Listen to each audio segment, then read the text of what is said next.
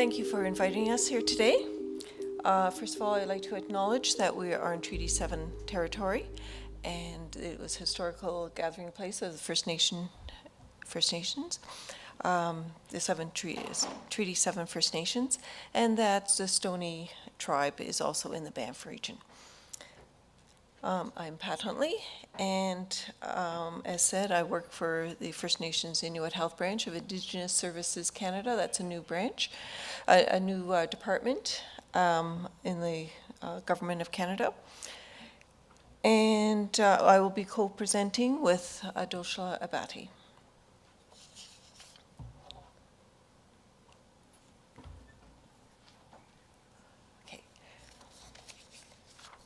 So we have nothing to declare.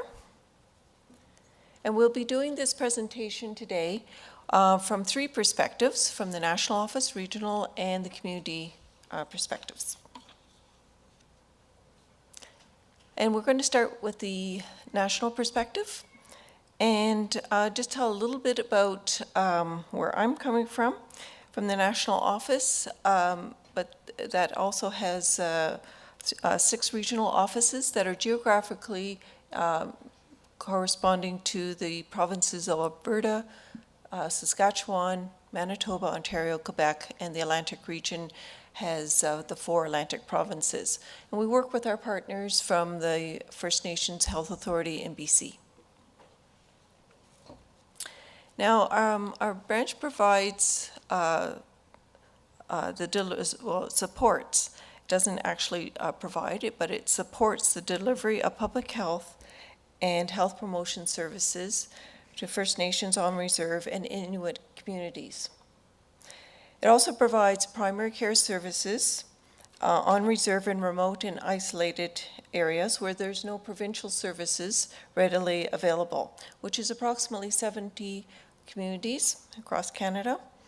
And there's many southern communities that also have public health services and other health services delivered, and those are usually in health facilities like health centers. So there's lots of health facilities. Now, healthcare associated infections affects patients and staff worldwide and in First Nation communities as well.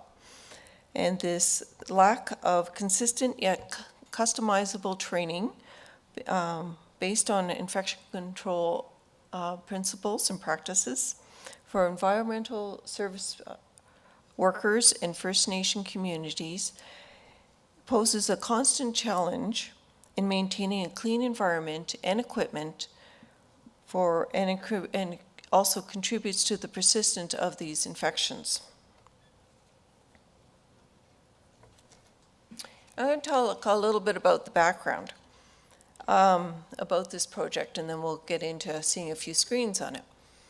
Now, the background, so back in 2011 and 12, we were hearing from First Nations, directly and indirectly through regions and other venues, that there was a need to do something for infection control and get some training for janitors. They wanted it.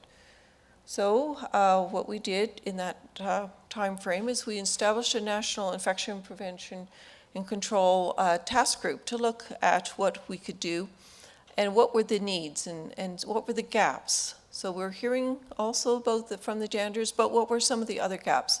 And we heard overwhelmingly from across all the regions that there was the number one priority at that time was to do something for janitor training with infection prevention and control standards.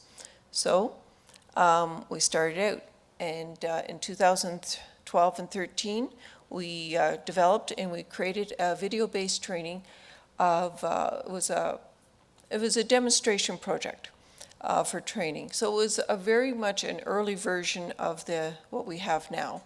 And we took that on the road, and we piloted in 2 groups of First Nations, and we used environmental cleaners. So it wasn't that we were piloting to their supervisors. Some supervisors were there, but it was right the target group that we were looking towards. And we wanted to get firsthand feedback from them of what was needed and were we on the right track. and so that we could progress on that. And we found that we were on the right track. We used that area to do a lot of testing of some of the resources and activities that you'll see in the final product. And from that, we were able to tweak it and make it very much something that was going to meet the need of the target group we were doing. So when we did the pilot testing, what we found is that they wanted a pilot product. We weren't ready yet to give that. So we thought, okay, let's get working on it. Unfortunately, Ebola came along, and that postponed everything for a lot of people, a lot of work, and as we worked on that. But in 2015, we resurrected and reestablished the working group. The working group had members from the regions and from other Indigenous stakeholders, including the Assembly of First Nations. So we're trying to get it from variety of groups of people to actually weigh on this and not for us to say what is needed. And out of that came the Environmental Training Guide. So this is a highly pictorial guide, and it provides lessons on how to effectively clean a healthcare facility. Includes information on procedures and as well as supporting resources. And the guide is designed to provide the managers or the supervisors with tools and guidance on how to train or to select from the lessons and design a training when they're training their staff. Now, the guide itself, if you were to sit down and listen and watch it, it would take you 4 hours, and we don't recommend that for a lot of reasons. But it is made up of 19 lessons, and it has overall the 19 lessons. It incorporates a layer of infection prevention and control principles and practices, so that's embedded. Now, the 5 modules are as thus. The first module is the foundations. Why isn't it so important to clean?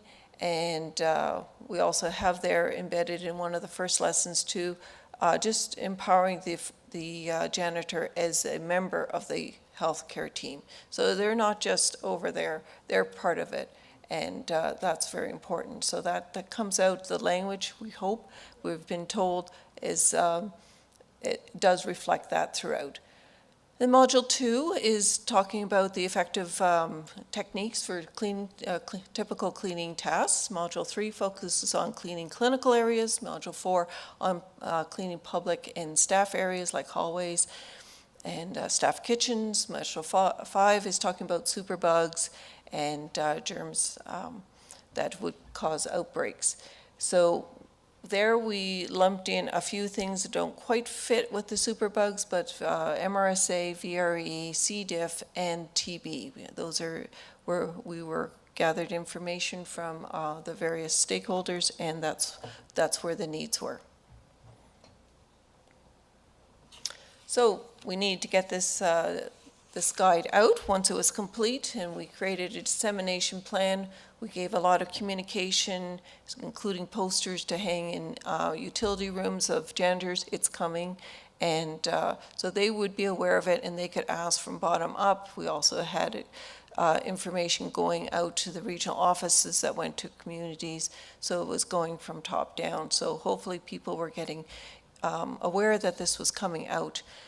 We gave a lot of information, awareness, webinars as well, and just to say what it was about and where they could get it and who and how they might use it. And then we also had a series of webinars of actually how to use the tool itself, and that was directed mostly at the regional stakeholders who would go on to train others in their regions who would be responsible for actually training janitor staff. So there is the first opening screen of the module and of the training guide. And this guide is narrated in English and French, and but it is also has closed captioning as well. So you can have it closed captioning throughout or screen by screen. And the lessons, it's highly color coordinated. This one is module 1 and it's in blue, so you can kind of know where you are as you're going through this, as you become familiar with it a little bit more. Focuses, as you can see, on the fundamentals just by the lesson titles there. And sorry, I just lost my place there. Okay, and there's many ways to get around this. We didn't want to make it just a one way, so it would be more customizable for people and learning different ways. So the learner can, whoever's using this, can actually advance screens. They can stop screens at any time, and they can go to the top menu box, and you see on the right there a drop down of all the lessons. And then also there's a list of the resources. The ABC button at the top is also, if you were to click on that, and it's accessible on every screen, it gives you a glossary of 85 terms. They're all layperson language, and those are the terms that they might hear through the narration, or they might see on the screen and say, oh, I'm not quite sure about that, what does that mean? So they can go onto it and get a little more information. To the left of that is another little handing up a little hand holding a piece of paper. That's the resources. If you were to click on that, you get all 31 handouts, but it's 191 pages, so you'd have to scroll through if you wanted to get to the last handout. So that's a great one if you want to actually go ahead and print it and have it in a binder, and for the staff, the janitorial staff. But if you just want to look at one handout, then you can go into the resources, which is also in the drop-down menu there. And you can see module 5's open and the 4 resources that is corresponding to that. So if we go into the one of the ones there, it shows the first 2 pages of the 12-page handout. And the common look and feel as much as possible. And for this MRSA, you get your title page, and then it gets in a short little description, then it talks about safety precautions and considerations, and then it talks about the equipment and supplies you're going to need. The rest goes into step-by-step detail of how to clean a room or washroom that might have been contaminated or is contaminated with MRSA. So it gives it very step-by-step. People have found that that has been quite useful. So with infection control, we have in the beginning module, there's quite a few lessons that talk about various things, and then that are concerning infection control principles. Then, like in one, for instance, the basics, cleaning from high to low, inwards to the center, of the, or outwards, starting the out and working inwards in your room when you're cleaning. So it goes into a little bit more detail on that. And then, as you're working your way through various modules, those little symbols or little things will appear that will just kind of be little triggers. Oh yeah, I heard about that earlier. And this is a case, an example. We talked about the basics before, and at that time the arrows were shown, and then briefly the arrows are being shown here again. Just to remind you, as you're starting to clean your exam room, remember to do that in that fashion. So hand washing, of course, infection prevention, how can you talk about that without hand washing? So we embedded a short video, 30 seconds approximately, on hand sanitizing. It's not narrated and it's on a green screen. So you're really kind of forced to watch and concentrate on just what's happening with the hands and the cleaning, the hand sanitizing at that time. Other things that we added that were infection control, risk assessment, very important to know, so you choose the right equipment and as you to do it safely, your tasks. And so here it has a screen on asking the questions that you would ask yourself before you do a task, before you go on. As you proceed in this particular lesson, the subsequent screens will go on to talking about the step-by-step about putting on, taking off, donning and doffing of the personal protective equipment.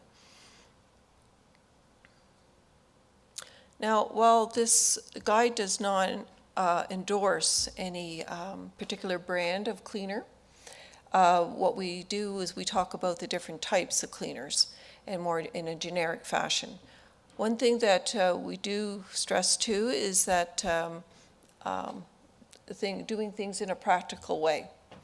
And while using spray bottles in a health facility or anywhere for cleaning is not ideal practice, spray bottles are out there, spray bottles are used. So we have to address that. How can we minimize the risk? And so we do talk about that and provide that. And so that's a practical example.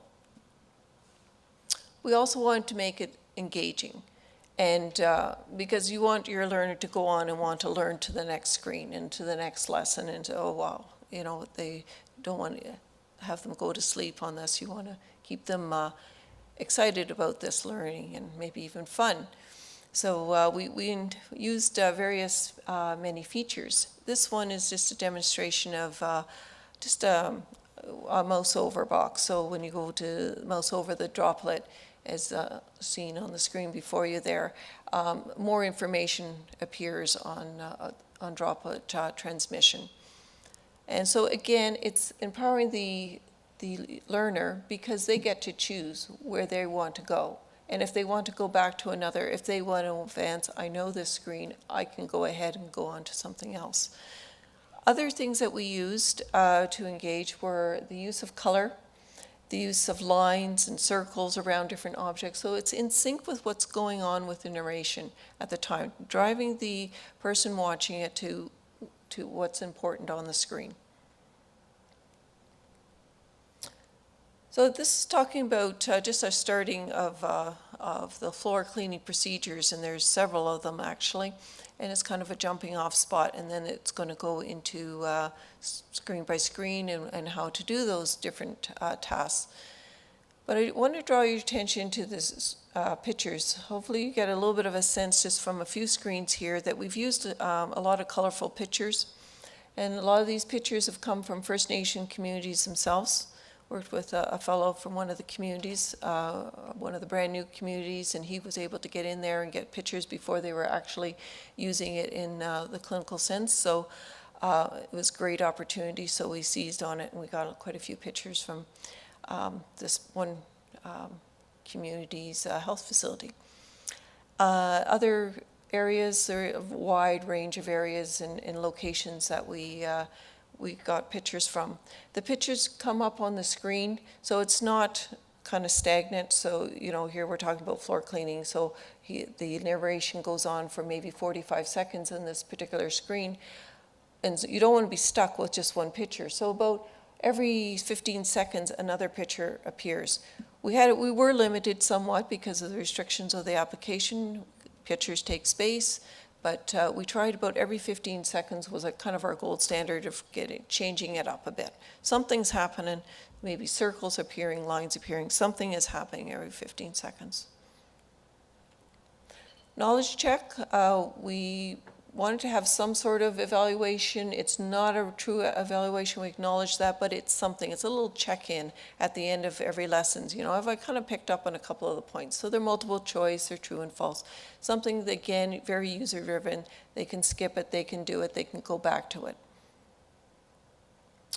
There's this guide comes on a USB stick, and before and when we were in the early stages, we were also learned that we need to have many other things put on it as well, not just the guide. So people will say, well, it's always great to get a participant certificate when you finish something. So we put a customizable one on there so they can change it up, but the bare bones is there, and they can, and it relates to some of the graphics relate to the guide itself. So you have a bit of a link there.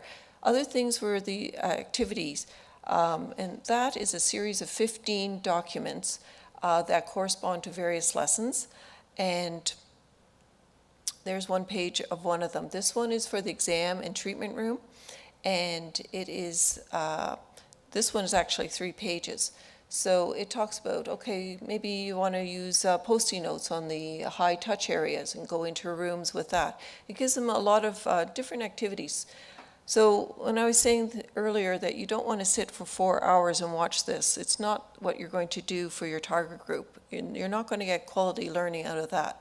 What you're going to get, what we've learned through the pilots and what we've learned from various feedback, is that you've got to get out of your seats, you've got to get people kind of applying what you've learned. And so, you know, if you do a lesson and then you do an activity, here's some suggestions for activities.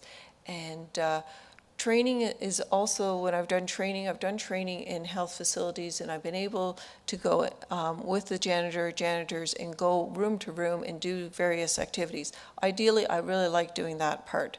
However, I've also done training where you're in rooms such as this, or in a hotel or a tribal council boardroom, and you train where you're given the opportunity to train. And you don't have a clinic room in that room, so how do you do it? So a picture is actually part of this particular package, so you can use that picture to as a jumping off spot and do some, there's supplemental information. So there's, for the trainer, we know that it often training is on your side of your desk for the supervisor, so how can we make that easier for them? So we included a lot of common questions and answers in the supplemental, so they've got the package there as well as the guide. So that hopefully makes life a little bit easier. Evaluation form, a little bit more formal evaluation we need for my bosses to say, you know, you put in so much money to develop this, you know, are people using it? So this did go out. It's fairly simple and quick to fill out. One's for the learner, one's for the trainer, and to give us feedback. Were we on the right track? How did it meet your needs? Etc. And what we found out that it overwhelmingly was meeting needs, and they enjoyed the process. Lessons learned, kind of alluded to one of them when we were doing one of our some of our awareness webinars. We're also getting information back saying, well, how do we go about and train? And so I thought, okay, well, here's the guide and here's activities, but how do you put it all together? So we put together a little booklet, and here's one of the pages from it. There are some guiding how to be, you know, how to do some basic training, be a trainer, and plan for lessons. And then lesson by lesson, you have a page, and all the screens of that are included for that lesson are there in about 5 or 6 words, say what's on that screen. So you might not need to go through that whole lesson. You might only need to go through 2 or 3 screens, but where are these lessons? How can we make it easier for the supervisor or the health director that's going to be giving this training? So you can kind of pinpoint it. What activities can I use with it? So we're suggesting, but we're also saying, or choose something that you already have, because we don't have all the answers. You might be using a great thing, or you might have a great idea that's going to work well in your community, so go ahead and use that one. But so there's some options here, so that was one of our lessons learned. Now I'm going to change hats a little bit and move on to the regional perspective. I'm going to be talking from the regional perspective for the Saskatchewan region. Unfortunately, my colleague from that region was not able to be here today, so we will talk about that. And sorry. So Saskatchewan region. Sorry, I'm just going to catch up on my notes.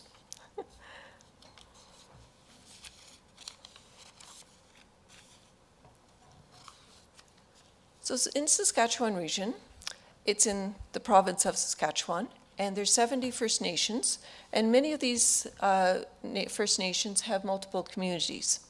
There's 7 tribal councils, and there's 1 health authority. And in this region, how the training of janitors goes on is that the environmental health officers provide that training. And they train it for the health facilities, but they also train how to clean schools and daycares and other areas as well. So that's great, but they didn't have a tool either. So just to set the context in this Saskatchewan region, why have training for janitorial staff? Why is it so important? So what they provide comments about that there's a very high turnover for janitorial staff. So there's always new staff to train. And the access to janitorial training, if you were to do it by internet, that's not going to work for them because in the more remote areas, internet is not that reliable. Might go down. So that's not going to be possible. Or if we're having pictures, they're going to be very jerky. So it's just not going to work. And the selection of cleaning chemicals and equipment may not be purchased in a timely fashion, and there's challenges around selecting the right ones. So there's several reasons why they needed to have some training initiatives. So back in 2004, for about 5 years, there was a good program going, and there was an annual centralized, bring in all the janitors, train them, and that was through the pandemic program. Fortunately, in 2010, that was discontinued, so the Saskatchewan region looked around, and then they modified the Ontario Regional Infection Control Environmental Cleaning for their purposes, and continued to do training, but a much more small group, so it wasn't as great as it was previously. So that was going on. Ongoing also at this time were some communities were having training delivered by janitorial supply companies. Unfortunately, they don't usually emphasize infection prevention and control. They're about showing their supplies and selling their supplies. So, but they were also showing some of their techniques as well of cleaning. So it has pros and cons about going that route. 2016, big year in Saskatchewan. Many things happened for janitors and cleaning and getting some resources that they've been asking for. So one thing was there was a partnership and working together with the Saskatchewan region, NITHA, and St. Elizabeth's. They produced an online IPC course for healthcare staff, and there was a housekeeping component to that at that time. So that was one thing.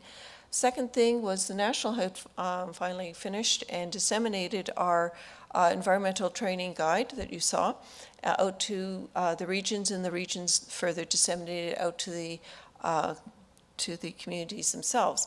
So it was great. So now you got the tools, but tools is one thing, but you need to get on with the training.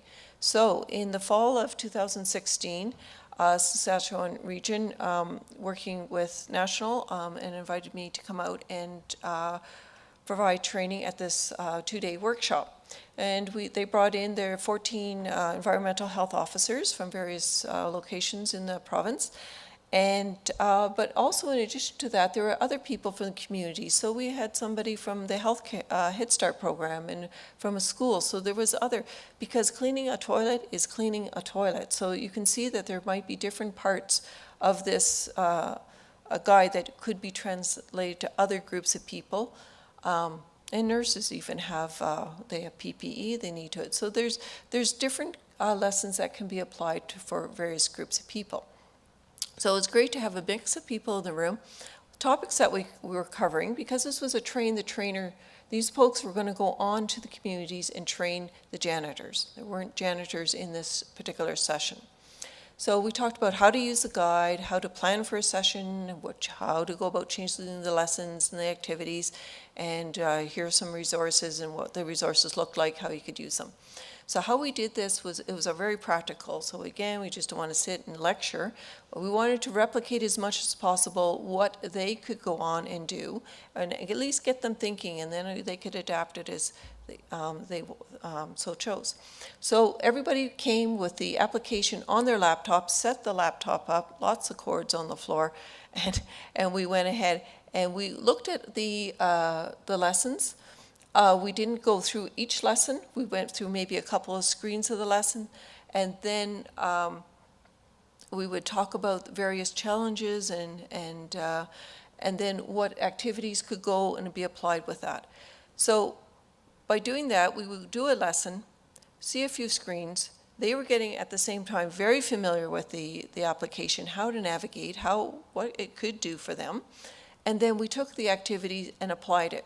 So they could have hands-on and see and ask questions how they could work with it, or would this also work with it, and so we had a lot of dialogue that way, and they could apply it. So that was great, and that went on for about 2 days. So that was great. The feedback that we got was they liked it, and they liked having the opportunity to finally have a application that they could go on and use it, and they liked the activities that were, they saw that would play a very positive role in the training of janitors. So as for, and then Saskatchewan region, the lessons learned from that experience, they felt that a very facilitated approach worked best for their region, and training the supervisors of the janitor staff, they're the ones that should be trained, and they could be a resource because they know where the deficits are, or who needs to be trained in what, or who's coming on board as new employees and would benefit from some training. So really bringing it right close instead of having the environmental health officer. So that's, and then the supervisor also would take on the role of actually working on the technology. So you took that whole computer illiteracy, if there was an issue with it, took it away, and the supervisor could roll with that. So the things that they're working on right now is looking for, in Saskatchewan region, is looking for opportunities to do further training. So, and now I'm going to turn it over to my co-presenter, Adeshola.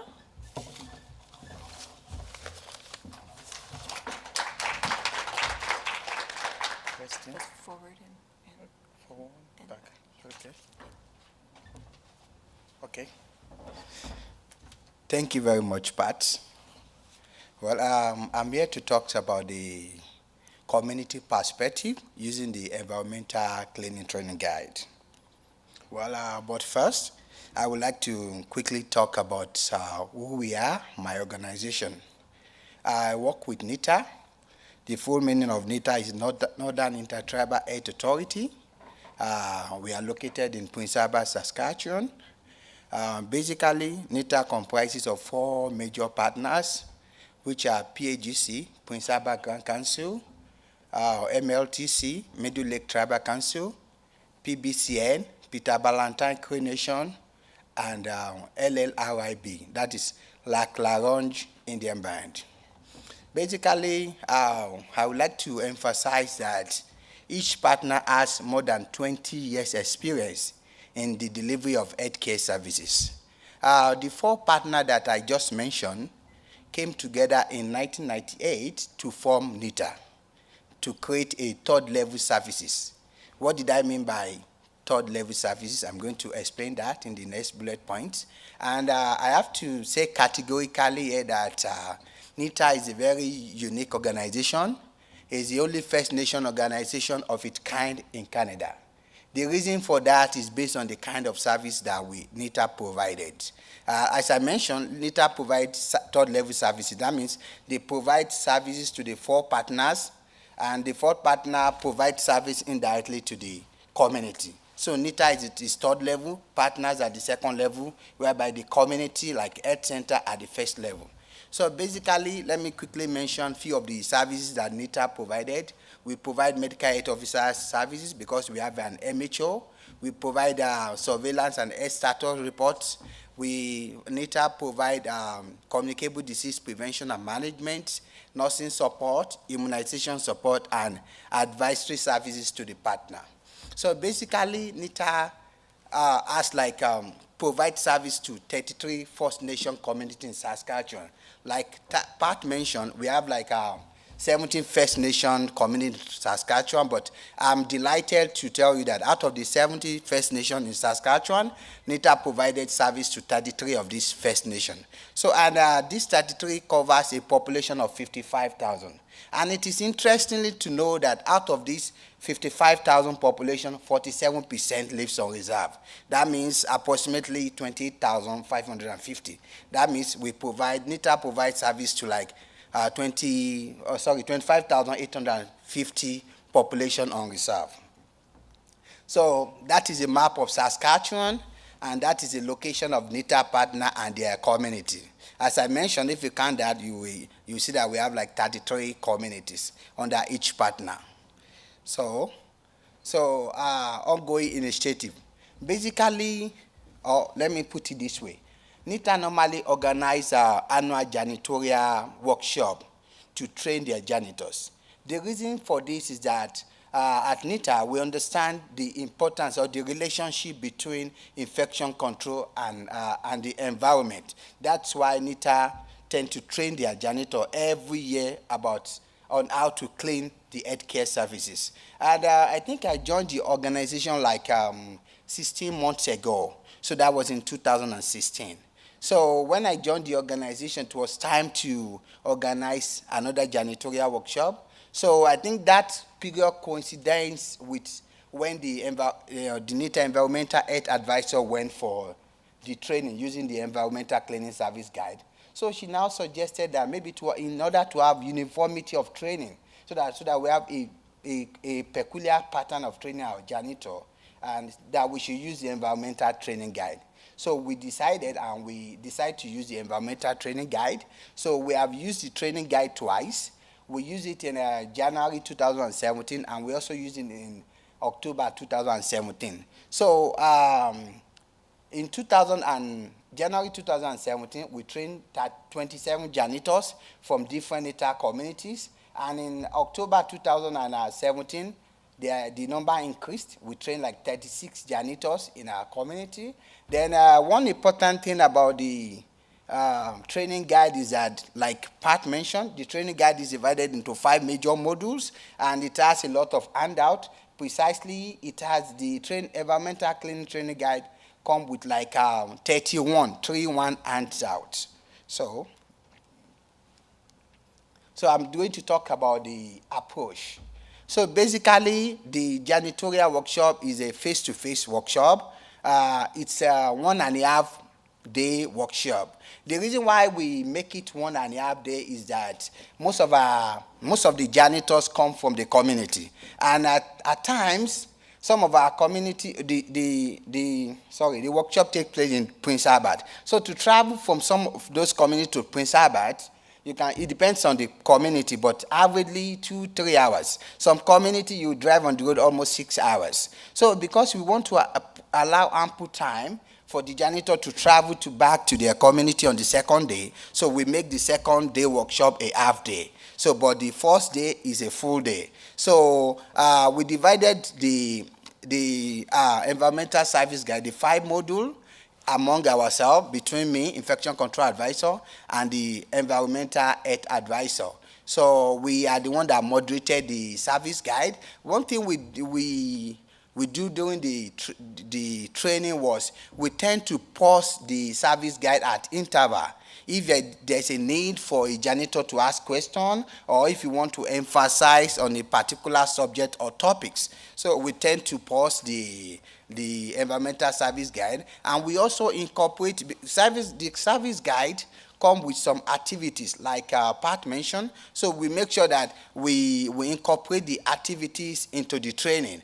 Some of the activities include maybe donning and doffing of PPE, maybe during blood stain. So there's a game whereby the participant, we arrange the donning and doffing in proper sequence. Then after the arrangement, we tend to tell them the proper sequence of donning and doffing PPE. And because we want the workshop to be a hands-on, I also did a practical demonstration of how to put on gloves, how to remove gloves, using what we call skin-to-skin and glove-to-gloves approach. I think that's the latest approach that's being recommended by Health Canada. It's called gloves-to-glove and skin-to-skin, when you are removing your gloves, so that will prevent contamination. So like Pat mentioned, we don't have any conflict of conflicts to disclose, although we invited cleaning companies to the workshop. The reason for that is that we want them to demonstrate proper use of their product. For instance, like maybe dilution, and also to emphasize the importance of maybe contact time during disinfection. That's why we invited them, or maybe to showcase their new equipment so that the janitor will know how to use it properly. And I have to emphasize that we didn't take any financial stuff or anything from them. We just invited them to showcase their product. So activities break was part of the training, and I'm going to explain why we include activity break into the training. Maybe when I'm talking about what works and what doesn't work. So the essence of the training is that we believe that the knowledge gained during the workshop will be utilized by the janitor in their day-to-day cleaning when they go back to their various community. Then what we did that's peculiar to the two training was that we tend to give out our contact phone number and email so that the janitors can call us in case they need more handouts or maybe they have any question regarding environmental cleaning. Like I mentioned, there are like 31 handouts in that environmental service guide, but we only give out some selected handouts on how to clean different parts of clinical area. The reason why we didn't give out the 31 handout is that we believe that it's going to too much. They might not even use it. They might not read it. So we only selected a few, maybe 5 or 6 handouts that we believe that they will use that. And we told them that in case you need more handout, we have more handouts that will guide you in the day-to-day cleaning of the health clinic. So the next slide shows our previous workshop. The first picture shows demonstration of the environmental cleaning guide. Pat has already shown us that. That's how it looks like. Then the second picture shows some of the janitors. They are doing some game. I think here they are trying to arrange the proper sequence of donning and doffing of PPE. So the next slide, that's some janitors again. They are doing some game. Probably this might be some toy game because we incorporate some game to like involve them. And I have to emphasize that those games were taken from the environmental cleaning guide and they are related to environmental cleaning. So the next picture is the October 2017 workshop. You can see the janitors. The folders in front of them are the packages we give to them. It contains a selected handout that we gave them that they have to take back to the community. Next picture in the middle, that is one of the participants receiving a certificate from our public health manager. The last picture shows another participant obtaining a certificate from the public health manager. So lesson learned. Basically, based on the workshop and based on the feedback we got, we believe that the environmental training guide is useful in training janitors on the proper method of cleaning different parts of the health facilities. And we also believe that access to the cleaning guide is very important to assist the janitors to do their job in a stepwise manner.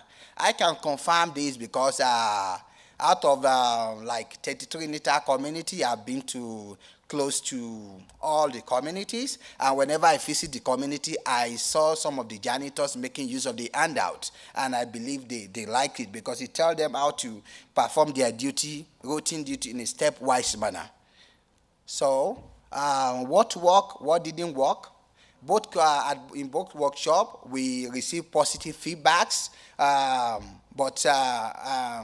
but in 2017, January, precisely, one of the area that we feel that need an improvement is that few of the janitors said, oh, maybe the afternoon section of the first day was too long. Some people were sleeping. So we now sat down. We now said, okay, how can we improve on this? So during the October 2017 training, we invited our air promotion advisor. He incorporated some form of exercise like jumping so that to keep the janitors warm so that they will not sleep. So, and I believe that really works, because when we look at the feedback, we didn't see anything like somebody was sleeping, the afternoon section was long. We didn't get that feedback in October 2017. So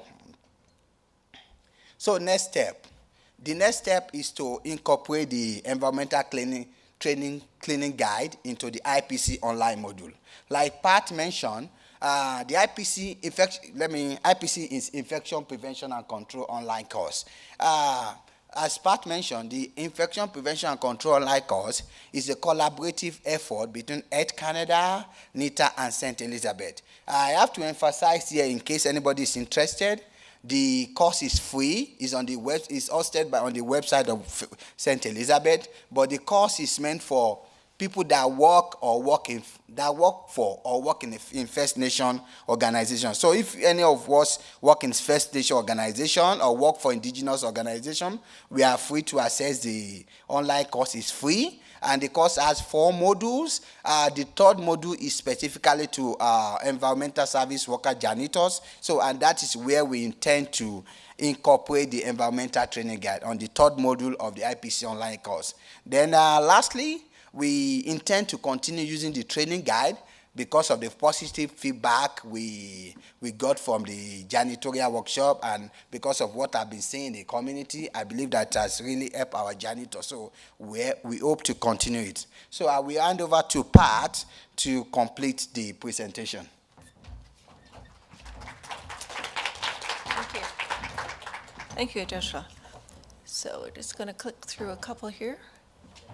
And that's a small thank you. We'll do a big thank you in a second. So just in summary, this has been a truly collaborative effort from the beginning, from the design and the development, and from the feedback, and making this a final product. And then we disseminated it, and that again was very much a collaborative effort, looking at our partners to help use that in communities as well. So where do we go from here? So in this past 6 months to a year, we've been working on designing and actually videotaping 6 video vignettes. These are about 3 minutes in length, and you can see these subjects that were chosen. We didn't fully choose them. We were part of the selection. We received it from First Nation community and partners where we should go with the different selections. These were mostly the techniques, and people thought, well, it was okay with the pictures, but if you were actually moving around and you can show us how to do that mopping, that would even be better. And the safe dilution of products was another example of that one too. So these 6 are going to be hopefully up on a website, on a government website in the next year. That is our aim. And but also one of the things for anybody in this room and anybody at the conference, if you so desire to have a copy of the application itself, you go to the registration desk. They have it on either a USB stick or a laptop that you can download. The USB stick is for you to download on some device. We need to have that one back, but it's there available for you, and then you can click and go through it and disseminate it as much as you want.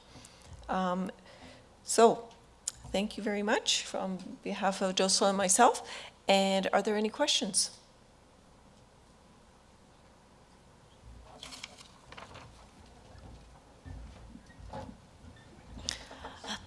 Thank you. Are there any questions from the webcast audience? No? Questions from the floor? No.